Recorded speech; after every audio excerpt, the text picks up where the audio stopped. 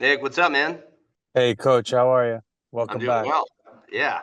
What's been going on? We're trying to set this thing up here. Just staying busy, working with the wrestlers, getting them started. We have classes started on Friday. So I'm gonna do this over here.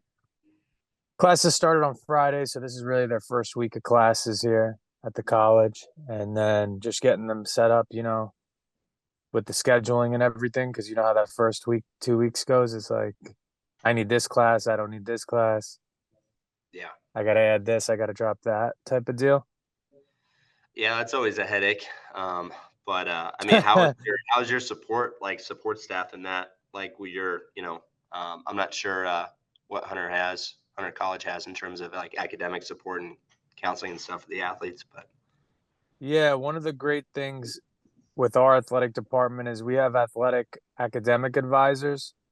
So if you're a student athlete in wrestling or basketball, whatever sport, you have priority registration.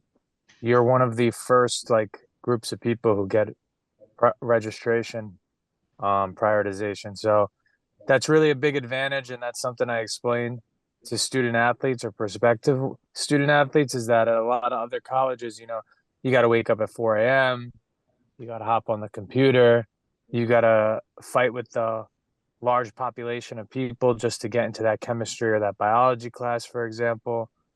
So it's something that's really a big benefit to us that the athletes do have academic support, and so we have somebody who specifically works within the department who helps out our athletes, knows them, has a relationship with them, works with the athletic staff, the administrators.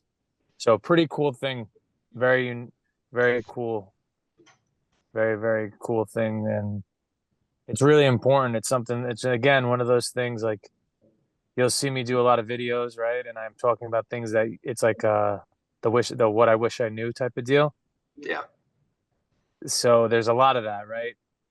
Like there's a lot of topics like that that we can obviously go into, but that's one of them. Like no one's thinking about college registration when they're wrestling or playing a sport in college, right? Yeah, no, for sure. I think it was something that was definitely last minute.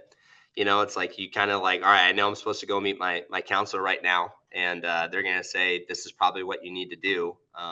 And then I go with my academic counselor, and I go to my athletic counselor, and then together we try to piece together what the best schedule is. But I mean, it was definitely nice. Like I didn't have to worry about getting into a class that I needed just because I knew, yeah, Right. what is like Hunter College like? What are they known for? Like, is it like a like a nursing program? Is it like a teaching college? Like, what would you say like Hunter College generally is kind of known for in that regard? Yeah, it's interesting you brought up the nursing. Nursing is definitely a very popular major. And if you know anything about nursing, it's really hard to get into at any college, at any state in the country. So Um, Hunter's accredited, it's a really big nursing school. They have a great partnerships. I mean, New York in general and the city has a lot of like hospitals, and Montefiore, there's a lot of employment opportunities, would be the best way to put it. So, one, nursing in general is a great career, right? Great field. It's in demand, but also you combine the area you're in, tri-state, New York, New Jersey, Connecticut area, like you're gonna get a job. You can get into the program and you can find it. The best thing is I've been posting this on my Instagram is even if you're from out of state, right? Like the tuition is a fraction of the cost of a private school. So, I mean, even if you're from New Jersey and you're interested in going to Hunter, you're still only paying 15 to 20 grand for tuition and you're an out of For state. the whole year? That's Yes. pretty good. And you're now located in the heart of Manhattan with a network of people professionally and personally. So, in terms of an affordability factor, I mean, I really can't find um, another school that competes with it, especially here in New York. There are other CUNYs, these are city colleges who do a really great job, but they don't have wrestling, right? Yeah. So if you're a wrestler and you're interested in being in New York City and capitalizing on that market for your profession or future profession, like it's definitely a good choice, you know, from an affordability lens alone. And yeah, so you asked what other majors: nursing, biology.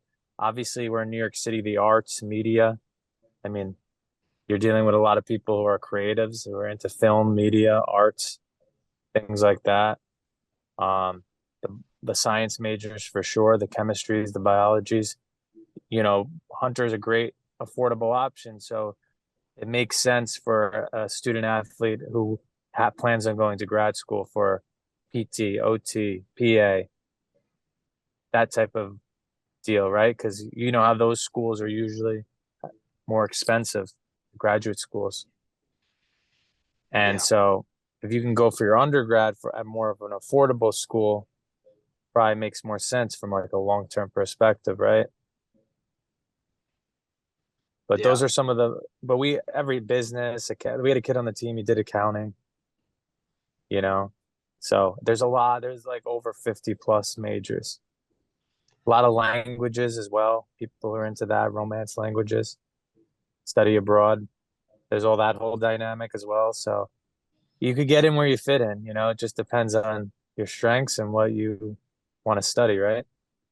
Yeah, I feel like it was frustrating. Well, not necessarily frustrating. Like I knew obviously I wanted to go to college to wrestle, but the things like the travel abroad, it's like, well, if I'm wrestling Division 1, it's like, when am I going to go?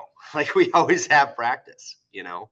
And even what like nursing, like we had a couple guys that said, you know, oh, we're going to get into nursing, and they actually got into the program, but within like a year or two, they usually quit one. They either quit wrestling or they quit nursing just because it's too rigorous of a program. And I think it's something that I wish there were more Division 3 options in California, because there's not. I mean, there's not. I think the closest one that I can think of right now is in Oregon. It's Linfield. But in terms of, you know, well, I want to go for academics and I also want to go for wrestling, but I don't want wrestling to, you know, necessarily take over my life. Like I want to go do have that option to go travel abroad or go travel or whatever. You can't really do that at that kind of wrestling level. You can only really do that, you know, at D2 or Division 3, which I think a lot of kids kind of fall into that category where maybe they don't want, you know, wrestling to kind of take over their life. Maybe like, you know, at the Division 1 level, it kind of does. I don't know your perspective on that, but I just think, dude, it's a great option. I think we got to get more California guys out there.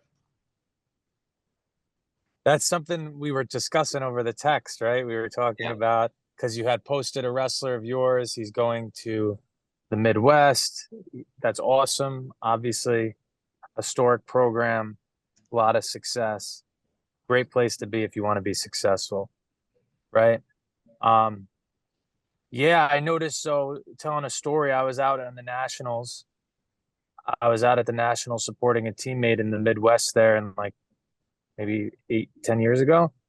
And one of the wrestlers I noticed was from one of the Midwest colleges. And I was like, I'm always like this because I'm a coach. See, my brain was, I'm like, where is this kid from? And like, California, California, Oregon. So that's when I started making this connection. Way back then, I was like, wait, so these West Coast guys, they want to wrestle D3. They have to travel like 10 states. You know, Yeah. it's something that we don't really think about here on the East Coast, especially in New York, because we have like 15 college wrestling programs alone. I didn't know that. Like Hunter is where I currently coach, right? I'm the head coach at Yeah. Hunter. Um, I went to SUNY Brockport. Brockport is a upstate D3 state school. Hmm. They're cousins, I would say. You have Cortland, Oneonta, Oswego. Albany used to have a program. Morrisville. You have UB, University of Buffalo, Division 1, right? That's also a state school. So I'll never sit here and like badmouth or downgrade programs because all of these are great options You got that bell. There's the bell. depending on the wrestler. So we have a lot of opportunities to wrestle at the next level here, and there's junior colleges as well. Specifically here on Long Island, you know, we have um, Nassau Community College. Vogar is the head coach there. Vito's father, Vito Arujo's father Yeah. from Cornell. So just to give you like perspective, so it doesn't, we have the D1 options here, we have the D3, we got junior college. And so for me, being my perspective as a high school and college athlete coach over time, didn't really realize that about the West Coast guys. Yeah, we gotta broaden our horizons. There are some wrestlers. Obviously, I'm not going to name drop. There are guys that I have spoke to from like the Los Angeles area, the Orange County area. Um, I just have to make it more realistic and explain to them what we have to offer and like, do a better job at communicating because it's just got to get set up on a Zoom, right? Got to get set up on a FaceTime and obviously have them come out and visit and set up those official visits. But yeah, I think West Coast guys would be great. And I think East Coast guys should do the opposite. I think it's good to get outside your comfort zone. I think it's good to see different cities and meet different people. And it's like traveling abroad. We talked about that earlier, right? Like you don't realize how lucky we are and how grateful we should be until you travel outside of the States. And that's like a conversation for another time. But you need to see different things, you know, especially before you settle down. Yeah, I think right after I got done competing, I did the J-Rob camps as a counselor, and it was cool because up until that point in my head, I think there's a level of arrogance. I think sometimes guys that wrestle Division One have, where they think they're the man or whatever. But I think just being around there, a lot of the counselors wrestle Division Three, and it was cool just meeting like these guys that are pretty much the same as me. Like they love wrestling, they like working hard. They're really good people. And that's again, it's I think kind of from our conversation from last time, like that's the most important part of doing all this. It's like, yeah, we want to win, but I think I saw somebody tweet maybe last night, but this guy got, it's like we're talking about, when you get your hand raised, it doesn't really matter what you're winning. Like you won, like you see smiles the same across all the faces, regardless of division or what you're wrestling.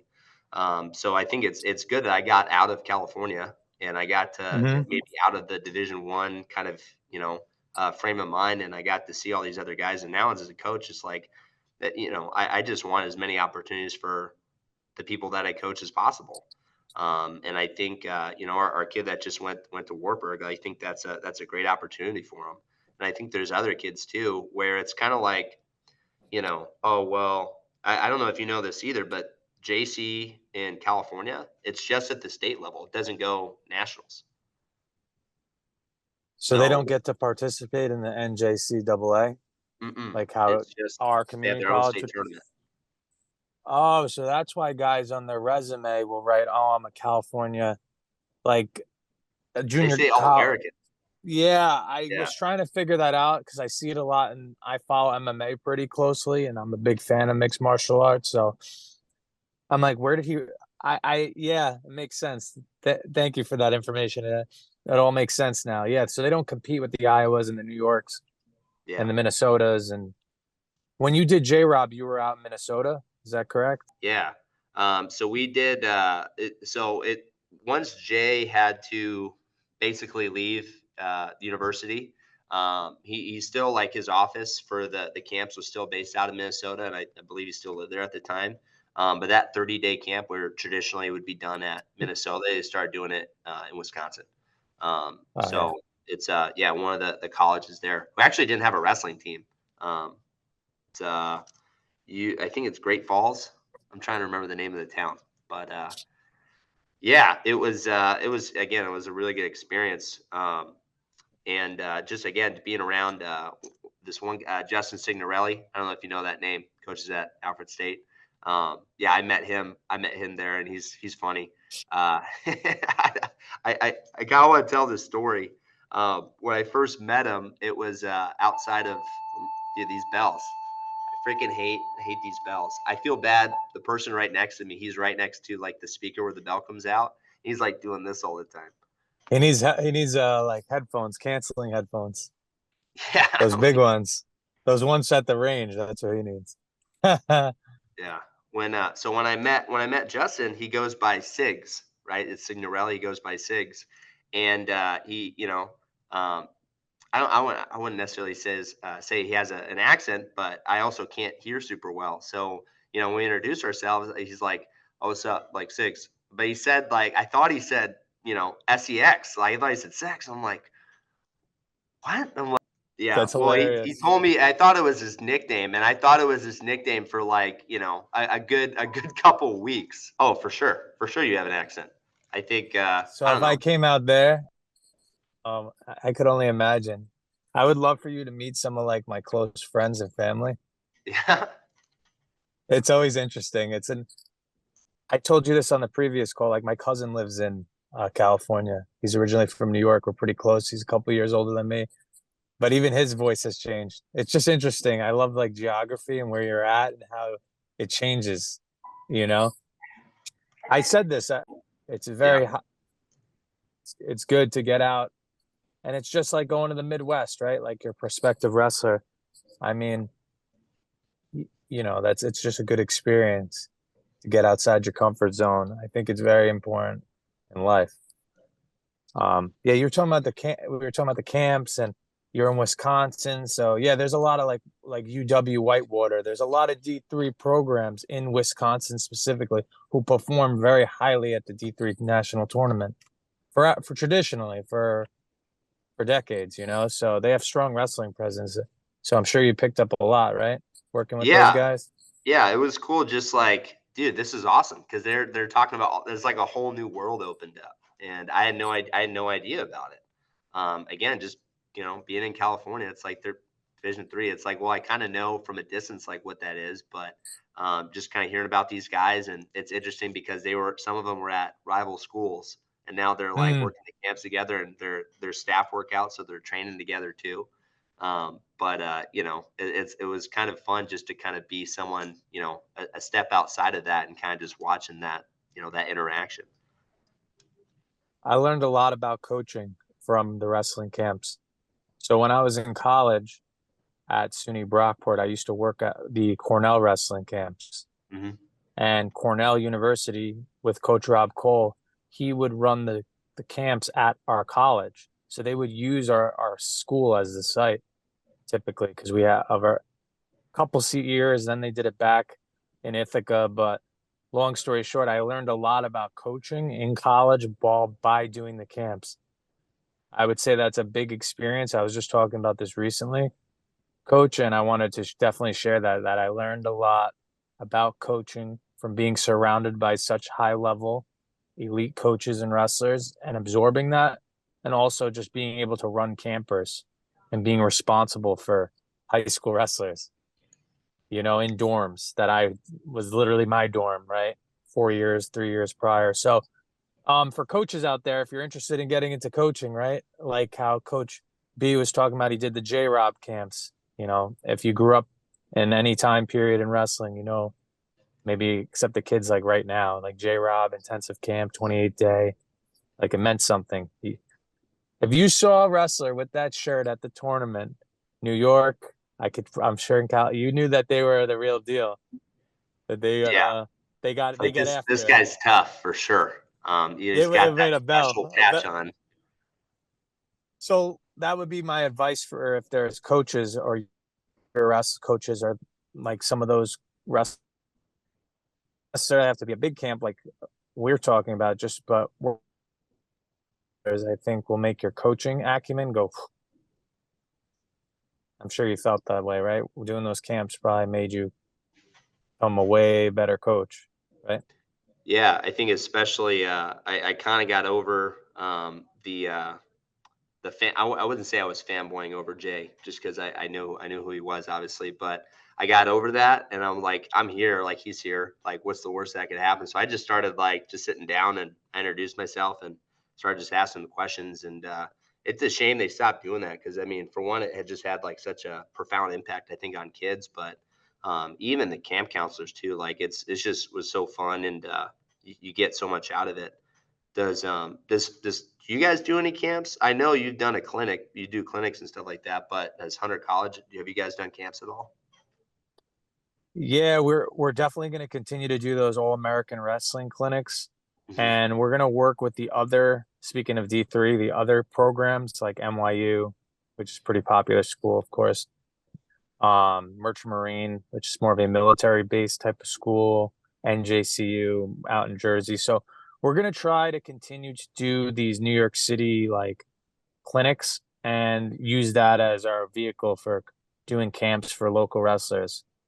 And it was a really good turnout. It was a really good event. And coaches, yeah, you got to do clinics, you got to do camps. It's the best way to get the name out there and get prospective student athletes. And it's also a great opportunity for the current guys on your roster to learn to give back and coach, and they could use it as an opportunity to coach and train and give back. So, yeah, we're going to continue to do those. We're going to continue to set them up in the New York City area. So we can basically use it to meet and greet and just get to know and get with the local community. That's a big thing. Is at this level is making those relationships with the high school coaches. It's kind of counterintuitive, right? You would think from a recruiting lens, like I got to talk to the athlete. I got to talk to the athlete. You got to build the relationship with their coaches and their parents more so because they're the biggest stakeholders, right? I'm sure with that wrestler you have who got recruited, did the coach ever reach out to you? Did you No, guys have, or they talk directly to him? they talked directly to him, and I think they talked to his mom too. But That's good. Yeah. I don't understand why coaches don't do that more. I think since I've been a coach, obviously I interact with just the local school that I went to, but um, anyone that's like Hmm. outside of the state trying to recruit our guys, like No, I I would, think I've only talked to one coaching staff that did that. if there's a guy from Frontier, right? And I want him. I'm gonna one, obviously we have this relationship now, but even if we didn't, I would talk to you and your head coach. I would talk to both of you guys or whoever has the better like relationship and start building that relationship with you because there's going to be so many different colleges going after this one wrestler, especially if they're any good. So it makes more sense in terms of long-term planning. So say if the kid does commit and we want to continue that relationship, who's to say we don't get another one of your wrestlers? Or if it makes sense and it's a good fit, just setting something up in the future, right? I think it's good from a long-term perspective, to build that relationship with the high school coaches. So I would do that personally. That's like my approach is to talk to the coaches and talk to the parents. Obviously, I'm talking to the prospective wrestler as well throughout the process, but there's going to be 10 other schools trying to talk to the wrestler. So Yeah. what's going to make me stand out? Being real, being authentic, being transparent, but also building a relationship with the people who are important to them. Because if they know that I have their best interest and can see through me, it just makes it more likely that we're going to get this wrestler on board. You Yeah, for know, sure. it's Do you think? counterintuitive, but I like Yeah. to do it that way. Yeah. Well, so when you talk to coaches, do you feel like they're genuine? Like, are they truthful about the guys that you're recruiting, or is it kind of, maybe not telling you the whole story?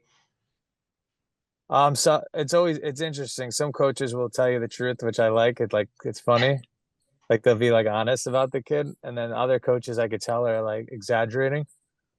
Where I'm like, I already talked to this wrestler, so I know they're not like what you're portraying them to be.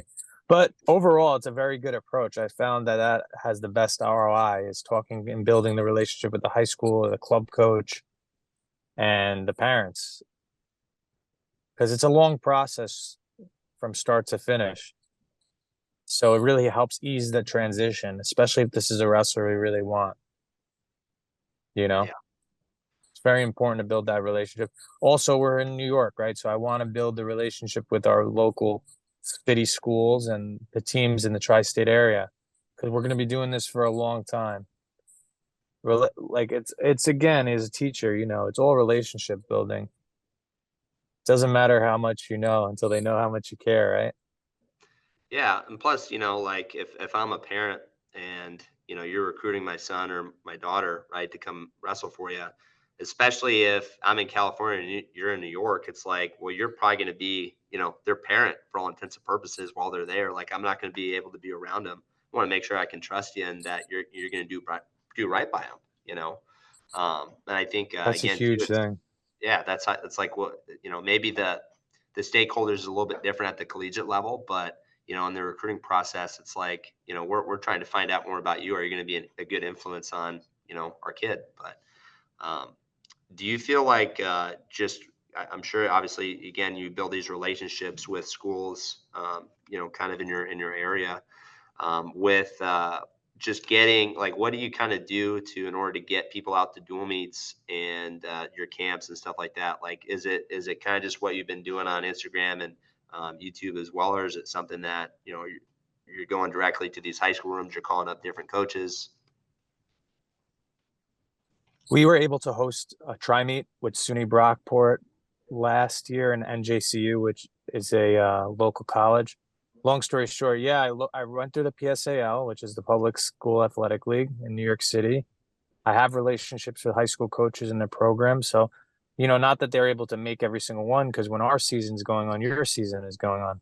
Doesn't matter if it's California or New York, but I would extend the invitation to local high school coaches and their teams. That's a great way to get fans. That's a great way to get people in the building, right? Is to invite Beat the Streets. Like that's the big group out here that helps wrestlers in the city. Yeah. So let's invite them. Let's invite some of their coordinators and their coaches, say see if they can bring a team. Also, what was great is the school that we were going against, a lot of their wrestlers on their roster were from the New York City area. So their parents and family came as well. So I think it's coordinating with the other G3 coaches like, hey, I see you got 5 kids on your roster that are from the city. I know they don't go to my school, they go to your school. Let's set up a meet so their parents can come watch them since their family. Yeah. New York is so big, it's like a California situation. Like from where I'm standing currently, from probably where I went to college is 8 hours away. So just to put that in perspective, like um that's as we talk about this and as we get the word out here in this, like our goal at Hunter College is there's three. I'll give you the first one. Using wrestling as a vehicle to improve on the mat and in life, giving wrestlers the best experience possible with the program, win or lose. So my goal is to create a culture where it's the best experience possible. What I mean is from a cultural aspect, the coaches care, we do fun things, um, birthday shout out, good rapport, good relationship, building that type of environment, right? So win or lose, it's going to be the best program to be a part of. Very high goal, very high expectation, but it's something we can control, right? Because we can create that culture ourselves with their staff. And then the third thing is something we were talking about at the clinic is we want to retain downstate New York City wrestlers. So typically, coach, New York, like where I grew up, wrestlers from down here have to go upstate for college. I was one of them. You're more likely than not to go to one of the more well-known programs in upstate New York. So our goal at Hunter is to retain and continue to keep our local wrestlers in the city. It's one of our biggest goals because we lose a lot of wrestlers to the programs that are, like I said, 5, 6, 8 hours away. Not that there's anything wrong with that, but there's opportunity and options here. So that's one of our biggest goals as a program. That makes sense. I know it's different state, but I'm trying to give you like an analogy. No, I think it makes perfect sense. Like I was talking to Brock Zackrell, who coaches at Clarion, and Mm-hmm. something that maybe not a lot of people know, but he's actually from Clarion, and his Oh, his okay. high school coach was also his college coach.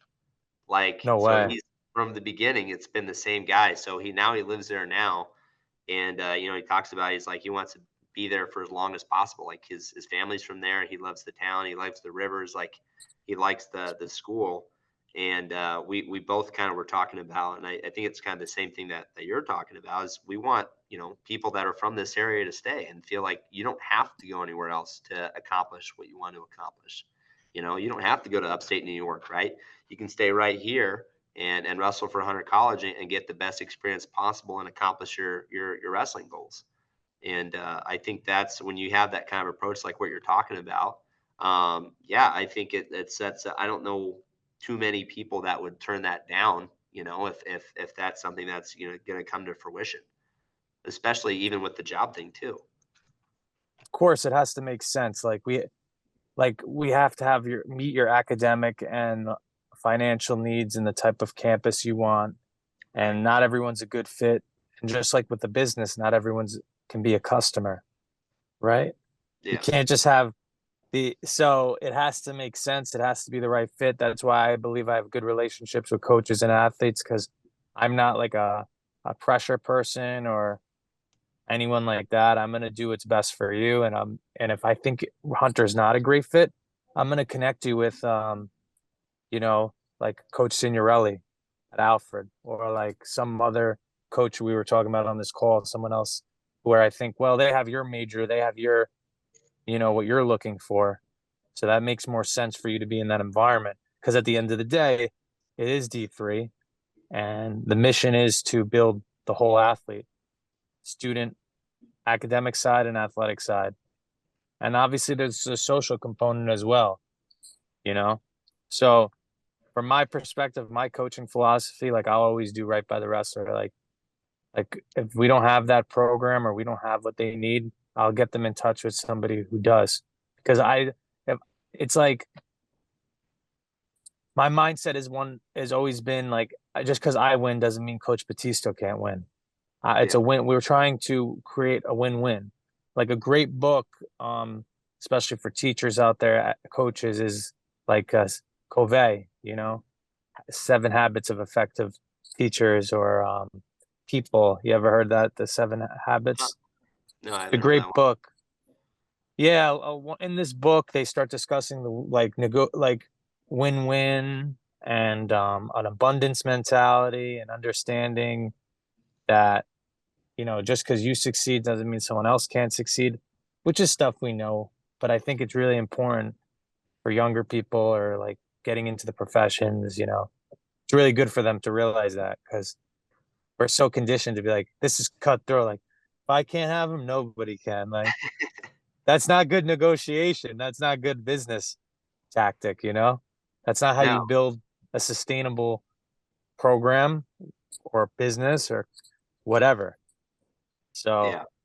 I always will always keep an open door, and I've helped wrestlers in the past go to other schools. Like you were saying, the D3 community is tight, and a lot of these coaches talk to each other, and a lot of us are doing it on a part-time basis in certain instances. So, um, really good community. It's like the high school coaching community, like 2.0. I'm sure you're close with and know a lot of guys, right? In your area, Yeah. high school coaches. Same thing, really good guys, and you start to know the same people and the same kids, so you just want to see them do well. You know what I mean? So that's a little bit about how I feel about that. Putting the kids in the right spot and making sure we find the right place for them. If it's not Yeah. Hunter, somewhere else. Yeah, for sure. And I think having those relationships with the other coaches, I think, is vital too, just because you never know what's going to happen down the line. Whether maybe they end up either coaching with you, or like the same thing on the other end. Maybe they're upstate and there's a guy that wants to live in the city, and it's like, all right, we understand. Maybe that's not the experience that we can provide, but Hunter College with Nick Coco, yeah, for sure. Like that could be something that might be better for you. And I think that's something that kind of gets lost a little bit just in Bakersfield. I think some of the teams don't necessarily play well together, but I think it's somebody that maybe isn't from here originally and then wrestled here. I think I think I have pretty good relationships with other coaches, but um, I yeah, I noticed that at the high school level, yeah, there's definitely coaches with massive egos for no reason. It's like at the end of the day, we're in this to help the wrestlers and we want to see them succeed, right? Like, I don't know, I'm not going to be petty over like winning the dual meet, or like trying to get a call that's not realistic. Like, I saw a great quote. I believe it was a Kyle Dake quote. He was talking about like perfection, and like if you have to have everything to be perfect to win, then you don't deserve to win.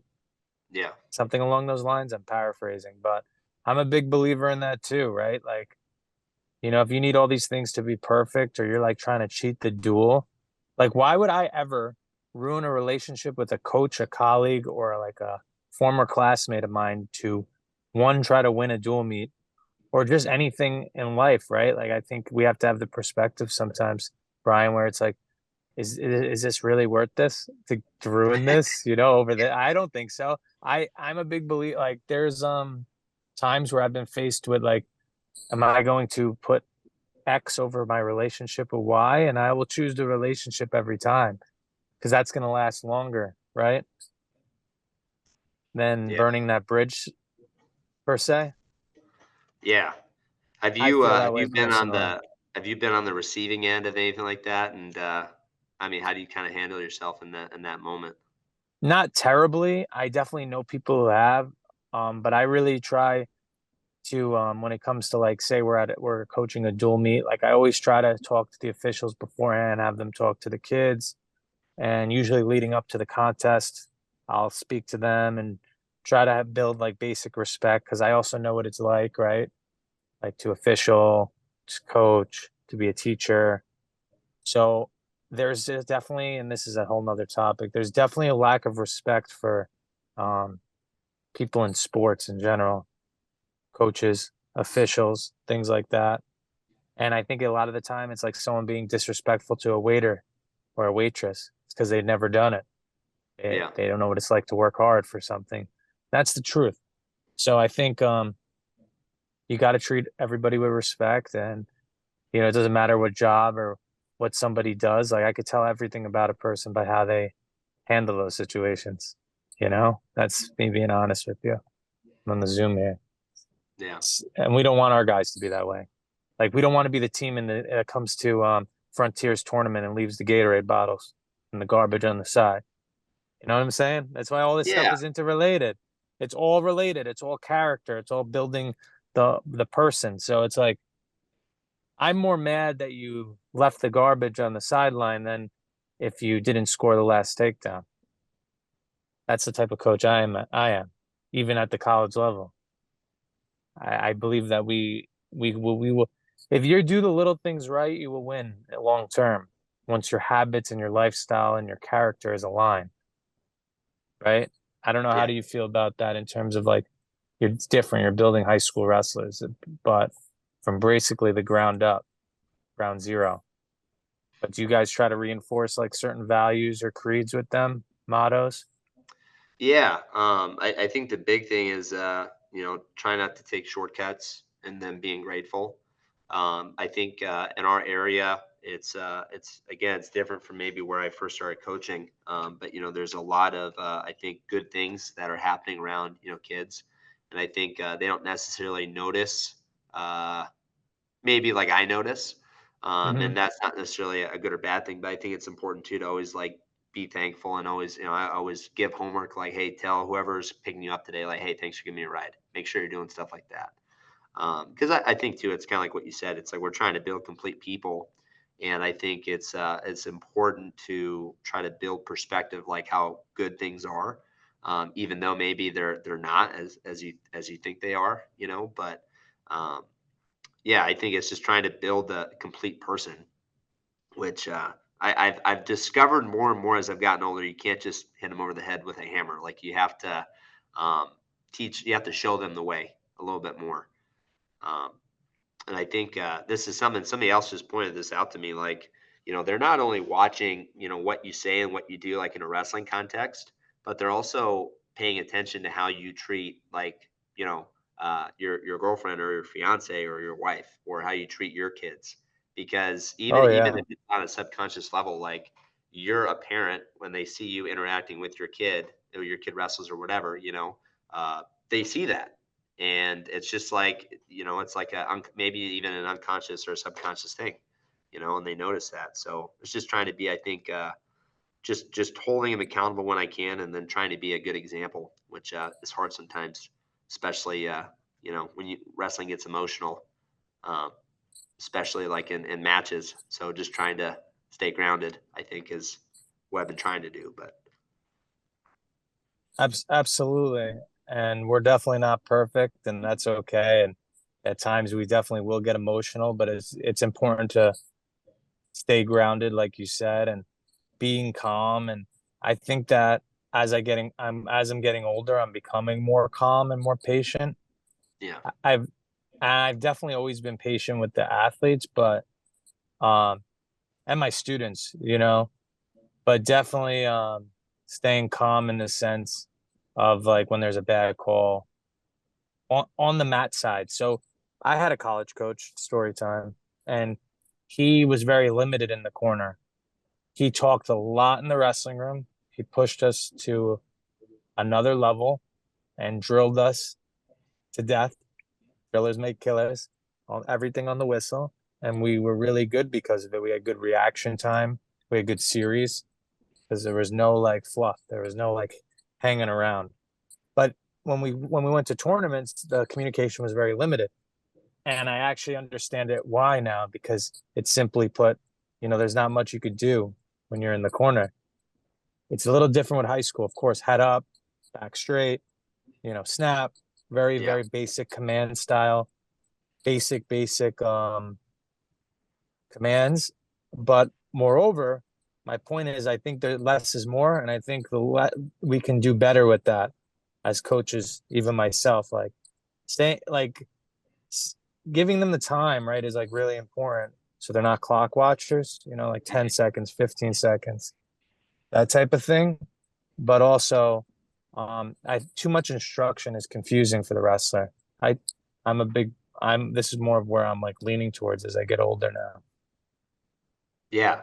I think definitely knowing your athletes. Like, can you think of Yeah. people maybe that you would coach differently on your team right now in the corner? Yeah. Some might need me to yell and have urgency, where others that wouldn't actually do the opposite to help them. So yeah, it is more individualized too. I think that's a great point you bring up. It is definitely an individualized approach because motivation is different. We were talking about this last time. Some wrestlers, need to be pushed. They need direct style, and some need like indirect style. So it really does depend on the wrestler, and what makes one person tick doesn't make another person tick. And so you going way back, you were talking about your transition from going from D1 to coaching, or Mhm. any college wrestler to coaching, because college wrestling in general is tough. It's like what worked for you is not going to work for them. Yeah. I repeat, what worked for you is not going to work for them. You never ever think your wrestler is going to be like you, or be motivated like you, or be able to push like you, or be as tough as you. And I think that is a very hard challenge, especially when I get a guy who's like 23, 24, 25. Yeah. Well, it's I don't know like if I you've just seen got that done personally. competing. It's like I know how to wrestle. Like I'm gonna show all these guys the cool moves. Like, oh, this worked for me really well, and it might work for the kid well.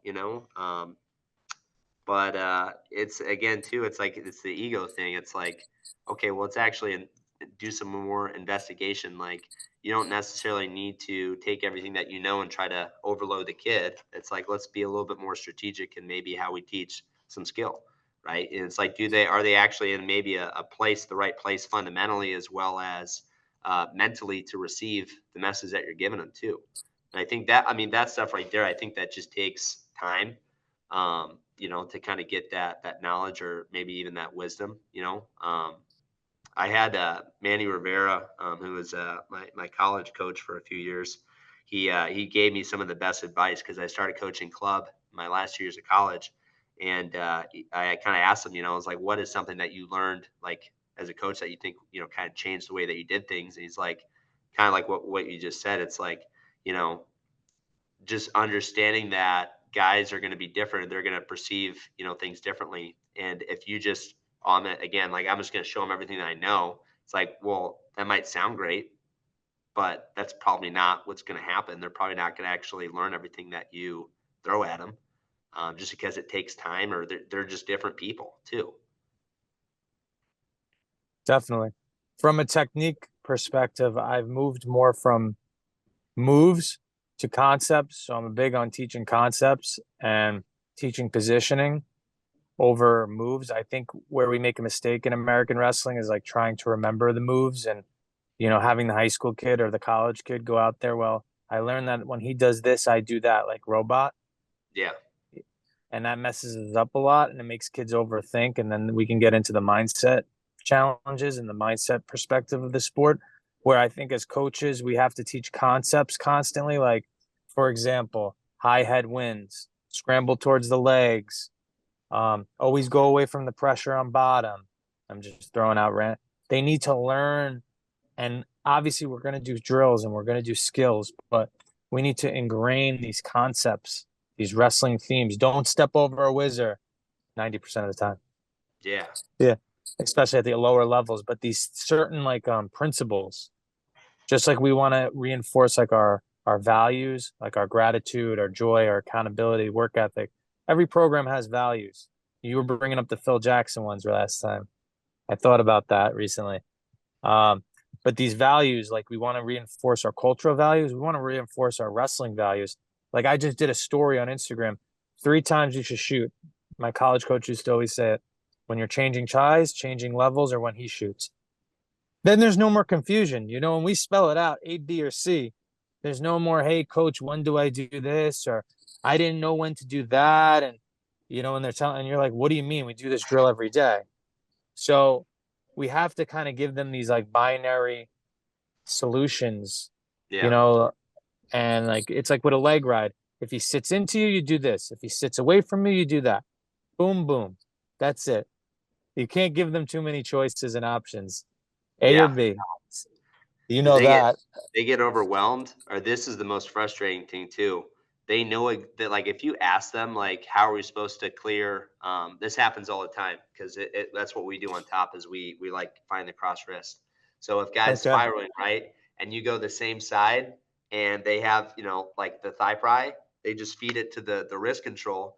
And I asked them like, dude, how are you supposed to clear Oh, that and they claw? reach They're out. like, it's the opposite hand. I'm like, how come you didn't do that in the match? They're like, They just, forgot. dude, I don't know. It's like, but that's a if I tough asked you one. the question before, you would know it, and if I asked you after, you would know it. How come you didn't do it during the match? But I that loved. that yeah, we just got to drill. Oh, We it's got to gonna be drill more. funny. I was saying it's great when you have like a new wrestler when you're coach at like the modified or high school level and like Yeah, they've never sprawled and then they just reach for like the guillotine. Do you know what I'm talking about? They have the guy and then it's like, they no, you hold don't it reach as over they the go to the top. back. That thing that you see every season. That's it every year because it's our natural instinct. So it's interesting. I see all these self-defense videos. You see a lot of viral stuff about jiu-jitsu, MMA, street fighting, all this nonsense. And the biggest advice I ever got in this realm that helped me is like anything your natural instinct is, do the opposite. Yeah, It's so true. Like these people when you try to like wrestle or like grapple with your own natural instinct, it's never a good thing. yeah. It's always the worst options. Isn't Well, that like on funny? bottom, you always want to grab somebody. On bottom, it's like, where is he? Like, let me try to grab him, and you Ah, try the to like reach turn back. into him. Like, no, don't do that. Yeah, that's a bad one too. I know. That's the thing that really helped me a lot. Coaching.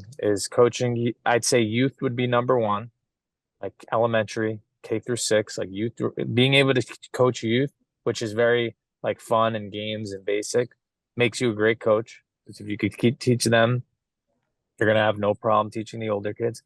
Modified middle school wrestling when those kids are going through that transition age group and even breaking down the skills for them. Everybody wants to start at the top, but it's not how Yeah, it works. Like you need to work with different age groups. You need to work with different demographics. You need to get your feet wet. That's a, that's a problem with society and our generation in general. Is like people want to skip.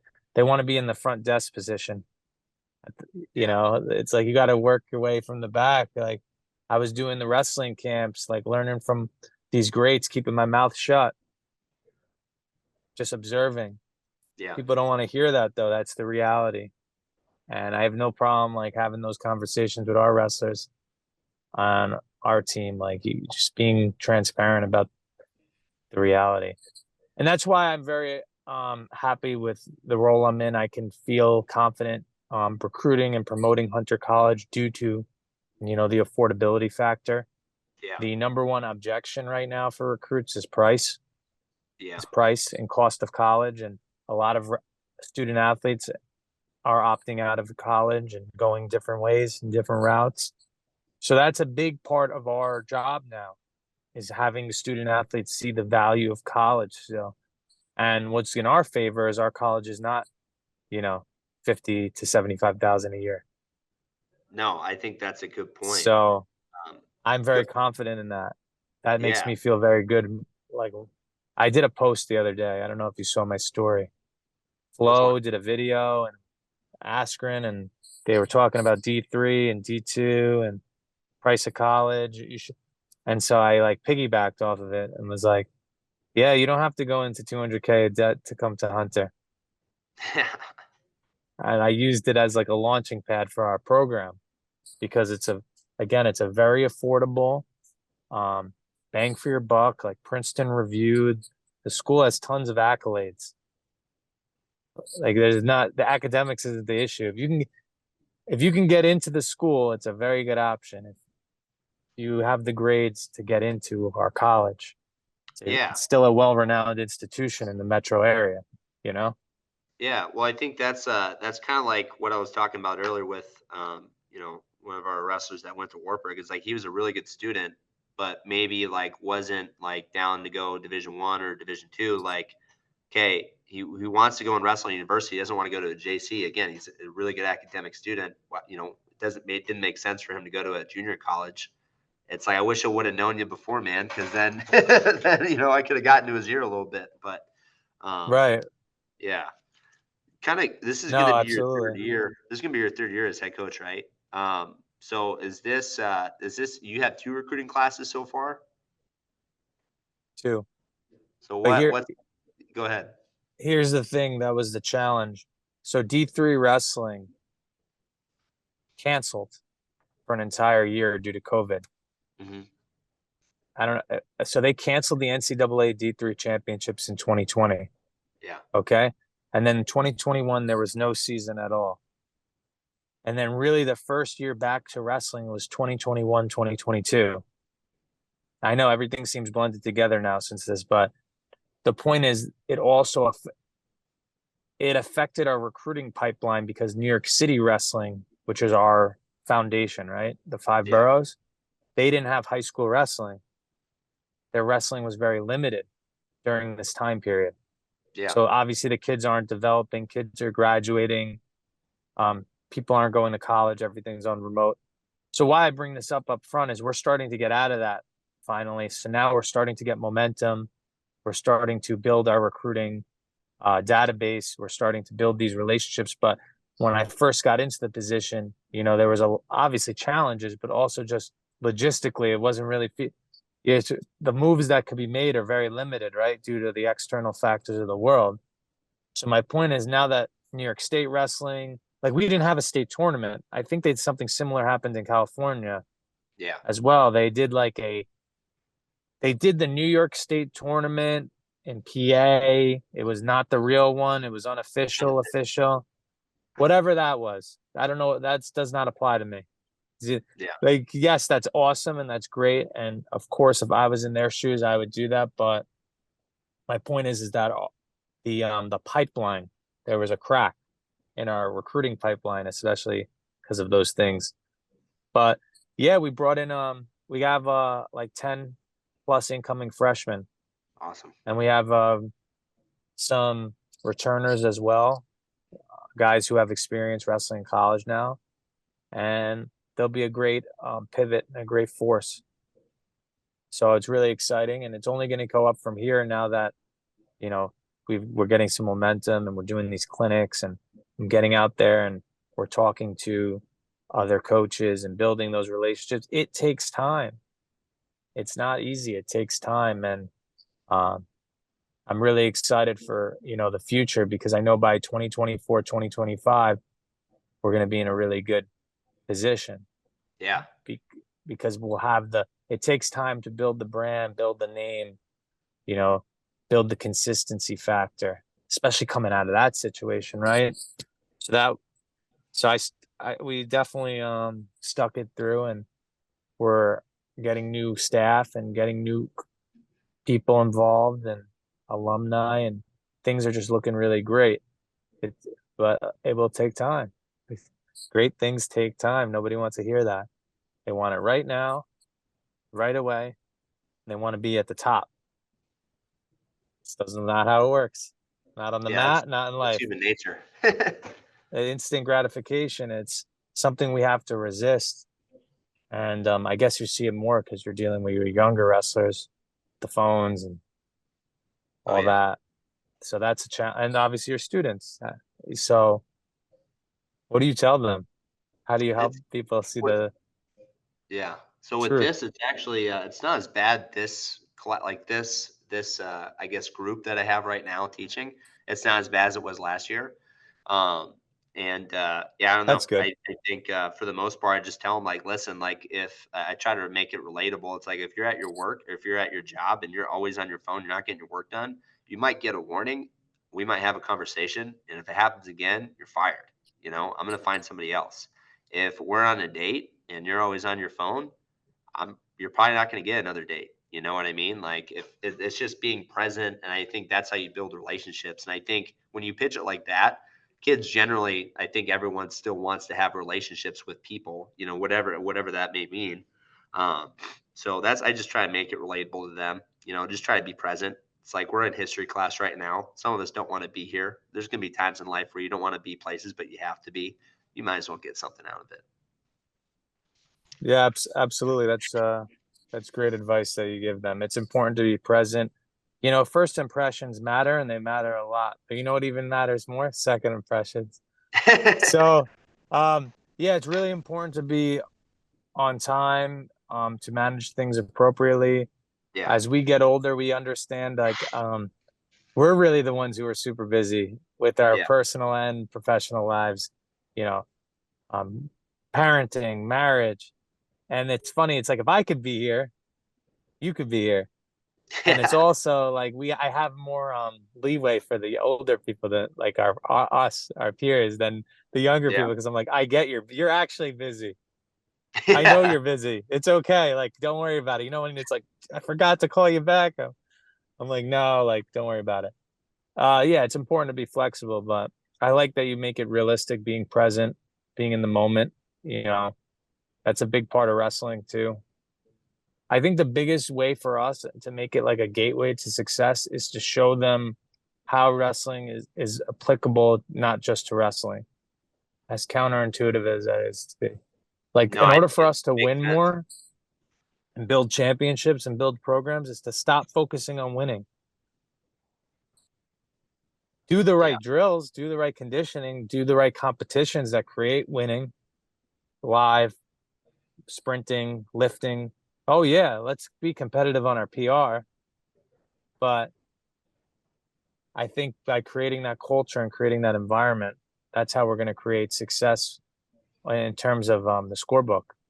Yeah. Well, that's like the little steps you have to take to get there, right? Focus on those steps, not necessarily on the result, right? And yeah, those steps might take you somewhere awesome. I'm gonna steal this from Franciotti, and I think you might like it. Hmm. But he had this group who, again, really nice kids. Like good. That's kind of how our kids are. They're very nice. Like they're very, book smart, and some of them are good athletes, but some of them maybe I'd say most of them maybe not aren't necessarily great athletes. But some of them have trouble like letting out some aggression, and some of them can be kind of timid in certain areas. So what he had the kids do is like, all right, what are you most afraid of, right? And kids are like, heights. Our state champ Trent Tracy said birds, and he just got added to the coaching staff. So what Franciotti said, all right, this is your homework. Go find something, go whatever it is that you're most afraid of, and go do it. Or like I think the wording was most uncomfortable. So if it's running in the mornings, like go run, right? You're gonna have to do that for a week. If it's birds, and Trent Tracy actually had somebody record him trying to go and catch a bird, even though he's like he hates birds, like he's definitely afraid of birds. But just even silly stuff like that. And I think it's like, what was that exactly? Is that a wrestling thing or is that a life thing? It's like, well, it's both. And I think when you're trying to become the best person you can be, as well as obviously developing the wrestling techniques. It's like that's only going to make you a better wrestler. Absolutely. Yeah, you have to expose yourself to the stimulus over time. Like the number one fear of Americans is public speaking, which is interesting that that's the number one for coaches. That's probably like the last one a lot of the time it features because we do it all the time. But I think yeah, the heights thing, like exposing yourself to heights over time. When we did that New York City All American camp with NYU and those other coaches, one of the wrestlers asked me at the end during the Q&A, like, how do I build mental toughness? And I said, like, you need to do things that make you uncomfortable, just like he said, but a little different. I was like, if you hate running, run. If you hate reading, read. If you don't like something, do it. And I like that he gave them like that they did videos and then they did it for a week. That's a good little like assignment to do on your own. They need those. Even like artistic things too. If the kids like into that, like have them draw themselves winning or have them draw Yeah. themselves succeeding. Now we're integrating the left side of the brain, the creative part, which is one that I lack personally, but I see the value in it. Doing like these types of things. And again, it goes back to building the whole athlete. That's why D3 is awesome. That's why it's a good opportunity because they really focus on the academic and the athletic side. And your training is limited, but that's not to say if the problem is with this topic is that the people automatically assume D3 equal easy or not Yeah. intense when it's really the opposite because I wrestled at a Division 3 school and coach at a D3 school. And we used to go to the New York State Open and wrestle guys in every division. And then we would go to the Eastern Michigan Open. And then we would go to Gannon University or Mercyhurst, which are D2. So realistically, we wrestled every single level. Did we primarily wrestle Division 1? No. But were we exposed to super high level? Yes. Do I know other D3 schools who do the same thing? Absolutely. Are you still going to wake up in the morning and do a workout before everyone else is? You bet. Are you going to? So it's really weird that outside perspective about like this D3 thing that's so negative. I don't know if it's more of the youth parents reinforcing the whole scholarship travel sport, Yeah. or people just think like D3 wrestling is like going to be a walk in the park because there's guys who are state champions and state placers who don't even make it to the nationals. Yeah. No, I It's think, insane. It's yeah. just Well, I mean, we something I don't see wanted it to clear up. on the West Coast. We don't see it, in the Midwest and on the East Coast, you do see it because that was, that's your club coach or that's somebody that, that went and wrestled at this Division 3 school. Here, it's like, no, you might have wrestled JC for a couple of years and then that was it, you know? But I just think it goes back to the more opportunities we can give our kids, the better. That way they can see there's other options. Like I know for a fact Division 3 guys work hard. I know for a fact I've seen them, right? I think with compliance, I think there's things that you have to do differently. Like I know you can't be in the room with them training for a certain amount of time. They're pretty much on their own for a lot of the summer, and Absolutely. that's actually kind of a good thing, right? If you're thinking about trying to develop the complete person. All right, I'm going to give you this lifting program. You're on your own, and that's up to you. And I think it was crazy to think like, yeah, all the Division 3 guys, doesn't matter what school they were at, when we had free time, they would all go to the weight room and they would all lift. And it was like, dude, that's awesome. We didn't do that. We had to go. We had to go to the weight room, X amount of days of the week during the summer. But again, I just think it's a great opportunity for kids, and I don't think they see it. We know That's what we great. should do. I don't know if you know about this, and I don't know if but Stanford, they have like a combine, and they have like Division 3, NAIA, JC, Division 2, Division 1, all these different schools kind of come in doing a combine. Have you ever thought about maybe trying to do something like that where you can kind of get exposure, especially in these areas where like California that doesn't really have exposure to Division 3? That would be interesting because you're talking about it bi-coastal. Yeah, that's Yeah, probably a great idea. Honestly, I thought of it more on a micro level, like here, like, oh, why don't I do one with the New York City area's colleges? Because they do an upstate, like they do a prospect camp, because that's where, again, all the colleges and universities, the large amount of them with wrestling at least are upstate New York. Yeah. and it's just not logistically feasible a lot of the time even though they would be down for it.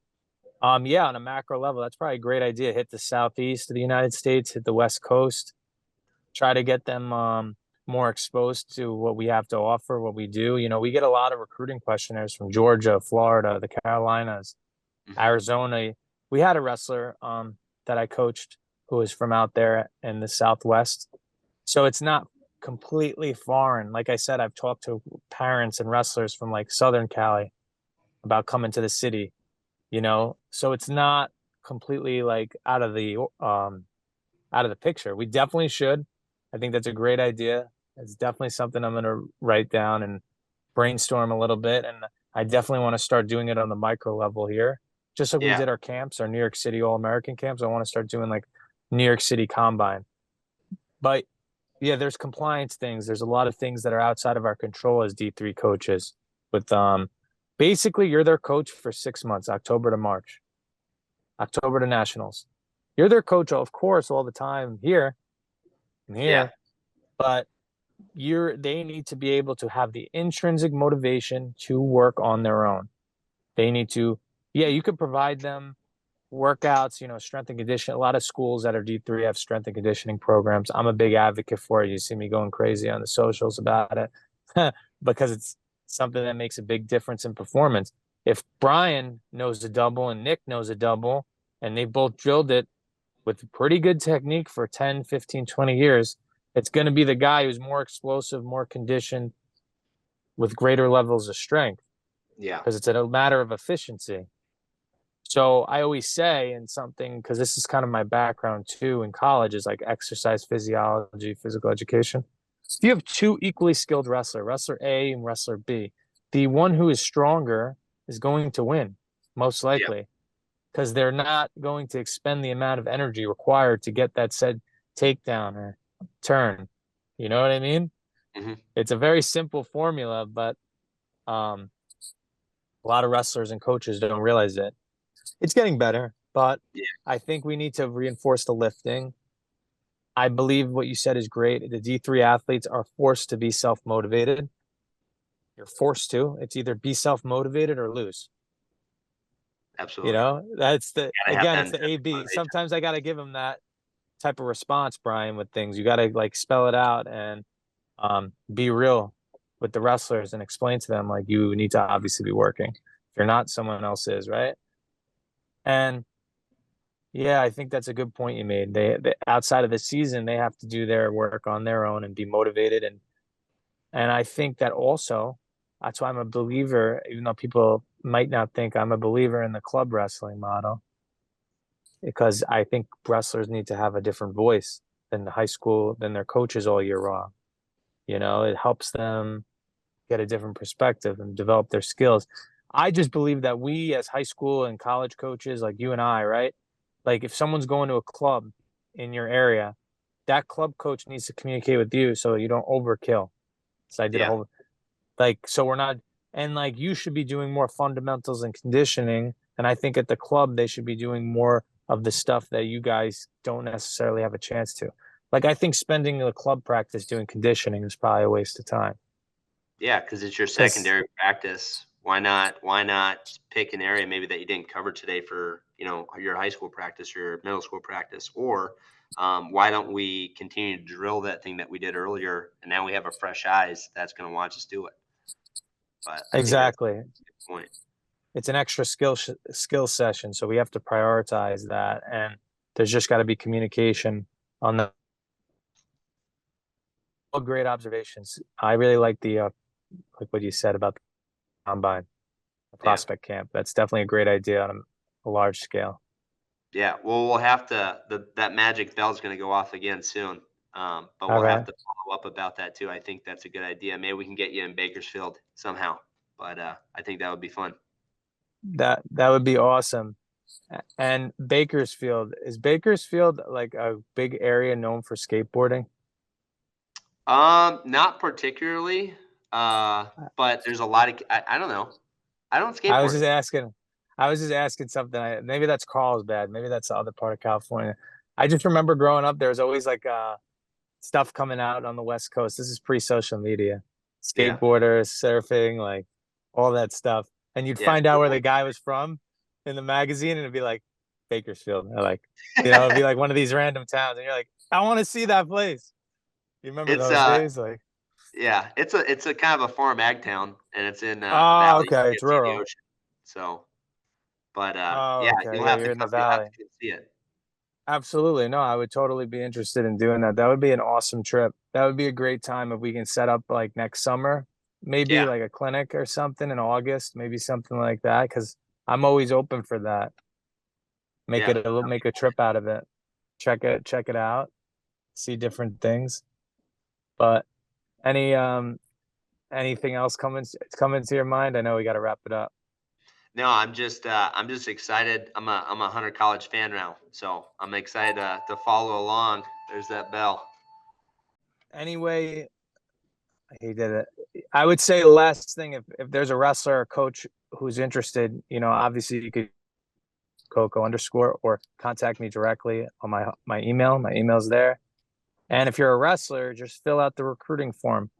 Doesn't matter what school. Go on the website, fill out the recruiting form. That's how we know you're a prospect and not a suspect. Because coaches get a lot of emails and texts. So that's the biggest advice I can give guys who are interested in wrestling in college. Like, don't just like send me a DM that says like, "Hey, coach, what's up?" Like, one, I'm probably not going to respond, Yeah. and two, I have no idea who you are. You have to fill out the recruiting form. That's the biggest thing. It could be D1, D2, D2. Fill out the recruiting form.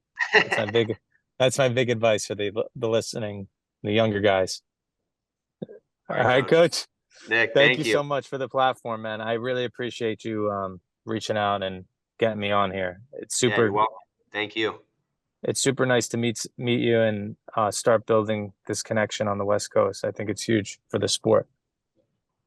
All right, It's man. like Thank you. West Coast, Midwest does their own thing, and then we're over here. We got to bridge the Yeah. gap, man. We All gotta right, close that gap. absolutely. Take care, Brian. I All right. appreciate it. Thanks, Have a Nick. good See ya. day. You See too. ya.